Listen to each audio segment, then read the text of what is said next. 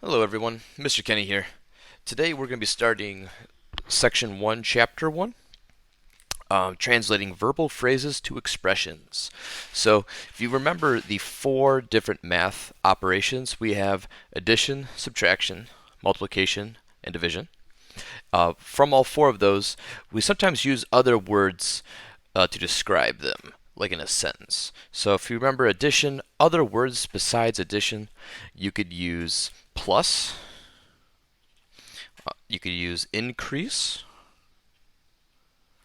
and a big special one we use in math is sum. You'll see this one quite a bit, and usually we'll use the word sum in math. And obviously the symbol for that is the plus symbol. For subtraction, you could have minus, you could have decrease, you have the word difference,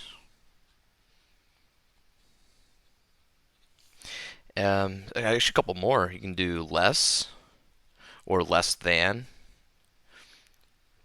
And keep in mind that these two are actually not quite the same. And we use the minus sign. Just know that these are not necessarily every single word, but these are the most common ones that we'll be using in class. For multiplication, you have words like times, a fancy math one called product. We also have words kind of like twice, thrice, three times, four times. Obviously, if you're using the word times, it's still multiply. So for multiplication, I know in junior high, most likely you've used the x. We are really going to try to stay away from the x now because in algebra, obviously we're going to be throwing in letters to go with our numbers, and x is most likely going to be a variable, and we don't want to get confused. So usually we're going to be using a dot for multiplication. Okay. Keep in mind, you can also technically use parentheses, which we'll use sometimes.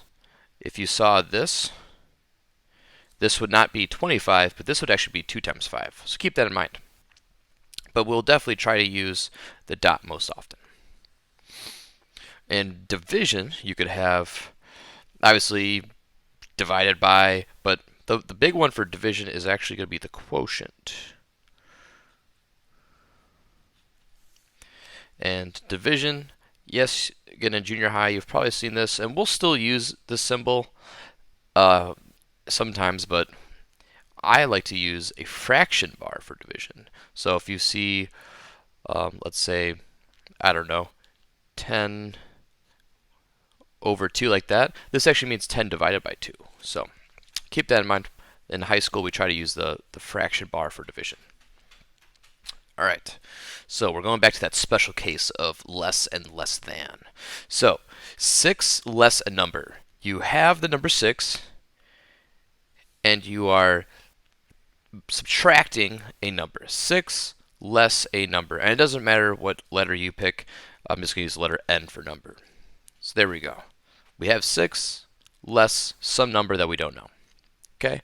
Now, the phrase less than.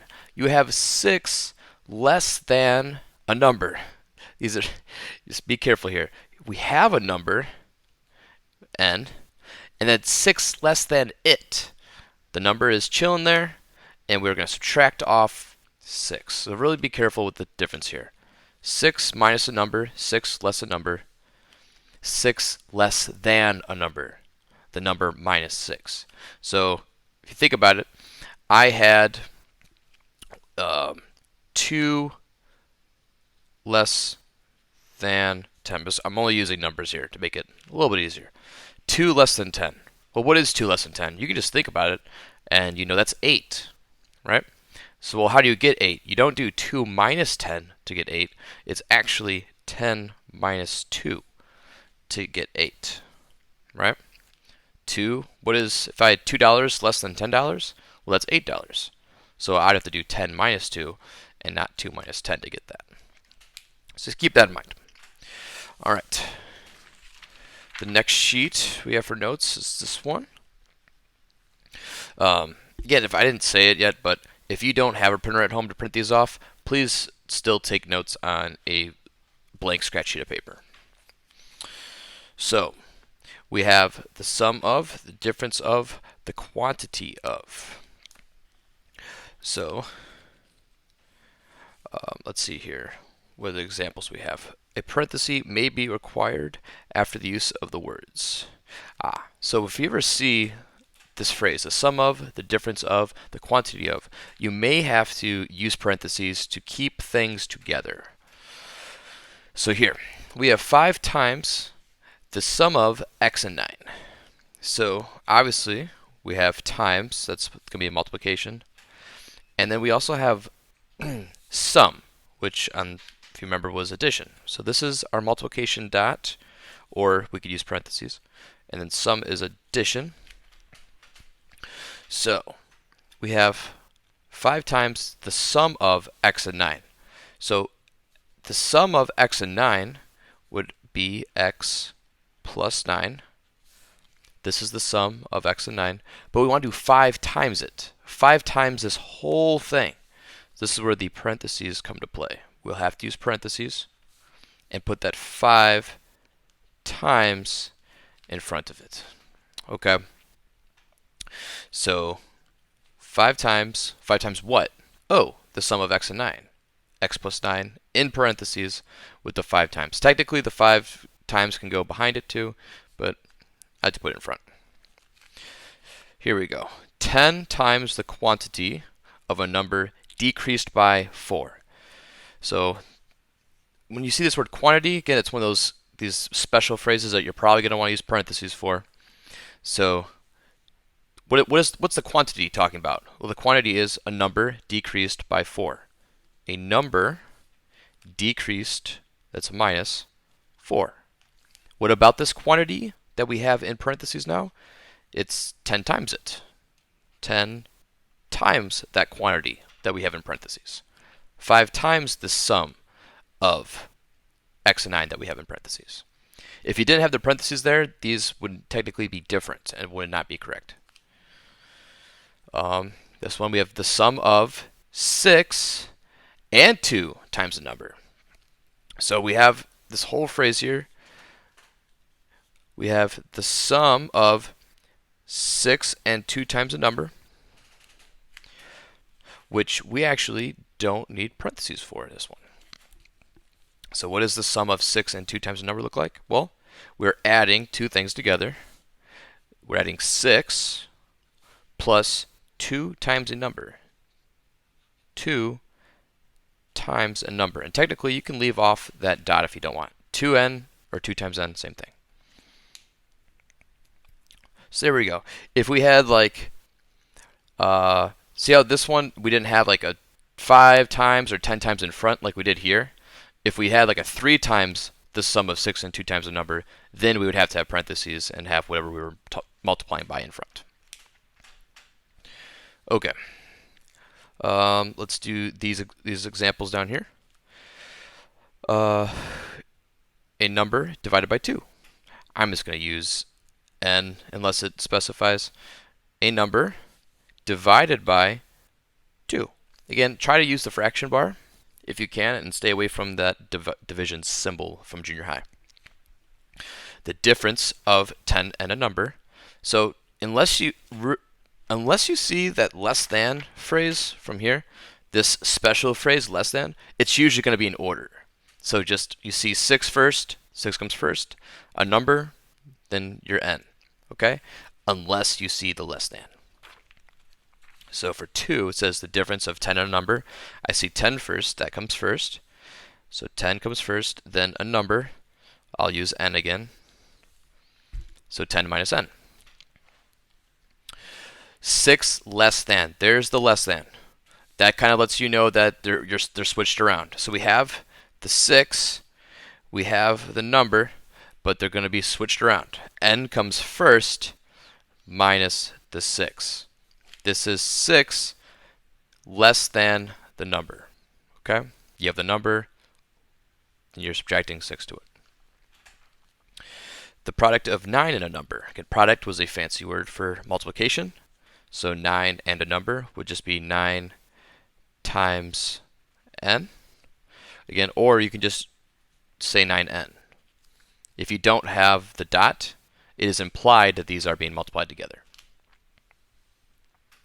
4 more than twice a given number. So more than, we actually could have added that to our little chart up here. So more than, it's kind of like increased by. You could say more. That's another word for addition. So 4 more than twice a given number. 2 times n. You could also, the plus 4 can go at the end if you want. Twice a given number, and you have 4 more than it. So the plus 4 the order does not matter here. Order does matter for the less than subtraction ones. So 6, 1/3 of a given number. So if you take 1/3 of something, you are dividing it by 3. So you have the given number, and you are dividing it by 3. You can also do 1/3 as a fraction. So this is 1/3 of a given number, and you're multiplying it to n. That's another way to do it. So the number divided by 3, or you can write 1/3 of the number times the number. For 7, you have 2 times the sum of x and 3. Here we go. We're going back to those fancy ones with the parentheses. So we have the sum of x and 3. So we are for sure going to have x plus 3. This is the sum of x and 3. But we want to do 2 times this. Well, how do you do that? You got to put parentheses because we are multiplying it we are multiplying the entire thing by 2. The whole thing is being times by 2. 2 times this whole thing. Without the parentheses, it would just be 2 times x plus 3. That's not the same thing. Here we go. We have the sum of a number and 1 divided by 2. So the sum of the number and 1. This has to happen. So we have the number, and sum means addition. So we have the number. We are adding it to 1. That's the sum of a number and 1. If that was that was the end of the sentence, we're done, right? The sum of a number and 1. But this whole thing, though, is being divided by 2. This whole thing, this in parentheses, this whole thing is being divided by 2. Again, I use a fraction bar. If you really are used to the other way, it would have looked like this. The sum of n and 1 divided by 2. That's how it would look like using that old school junior high symbol. We're going to try to stay away from that. Okay? And we are actually not going to worry about writing the verbal phrases just yet. So we're going to stop here for today. Okay? Again, if you need, always feel free to pause the video to catch up. And then if you have questions, you can email me or ask them during our Zoom meetings. You should now go over and check out the Math Excel and see what problems have been posted there for this assignment. See you guys next time.